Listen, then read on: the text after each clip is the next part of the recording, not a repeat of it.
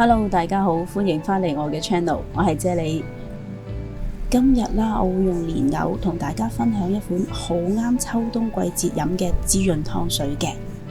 咁啲蓮藕呢，我就已經係去咗皮噶啦。咁而家呢，我就會將佢切成一嚿嚿啦。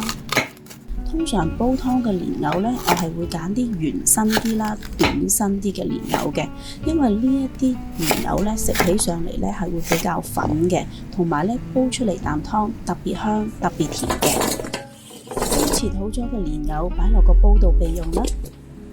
另外呢，我就準備咗一條去咗皮嘅紅蘿蔔啦，咁我都會將佢切成一嚿嚿啦。咁當然形狀、大細、size 冇乜所謂，你中意就 OK 啦。咁我斷估你都唔會成條紅蘿蔔堆落去煲啩。咁如果你真係咁型嘅話，咁我又真心 respect 你嘅喎。好，咁切好咗啲紅蘿蔔之後呢，就將佢擺埋落個煲度備用啦。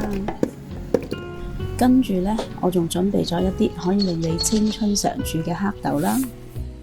通常呢，我嚟煲湯嘅黑豆呢，我都習慣將佢炒一炒佢嘅，因為呢咁樣會令到啖湯更加香嘅。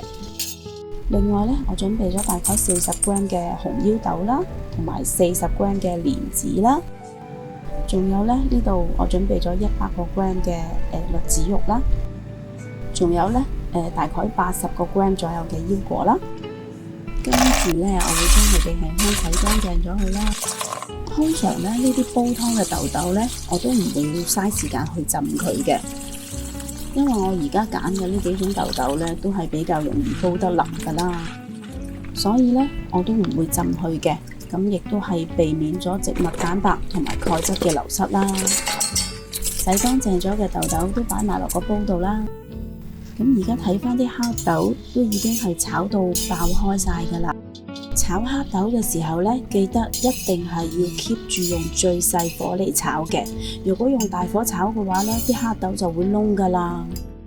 我想啖湯更加鮮甜啦，咁我會加多2粒蜜棗落去嘅。將炒到香噴噴嘅黑豆都倒埋落個煲度，跟住加入大概2.5至3列左右嘅清水啦。呢個時候呢，就可以拎去煲噶啦。我會用個大火啦，跟住冚蓋將佢煲15分鐘先嘅。啲湯煲咗15分鐘之後呢，而家睇到呢啲湯已經滾到嘭嘭聲噶啦。咁我就收翻個細火啦，跟住冚翻蓋啦，咁啊將佢煲90分鐘啦。睇片呢，90分鐘一眨眼就過咗去噶啦。個湯已經煲好咗啦，聞到好香啦，同埋呢睇到啲湯色係非常之濃郁啦。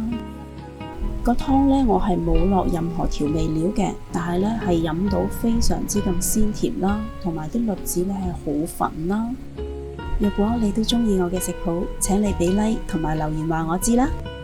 記得訂閱我嘅 channel 同埋撳埋隔離個鐘仔啦。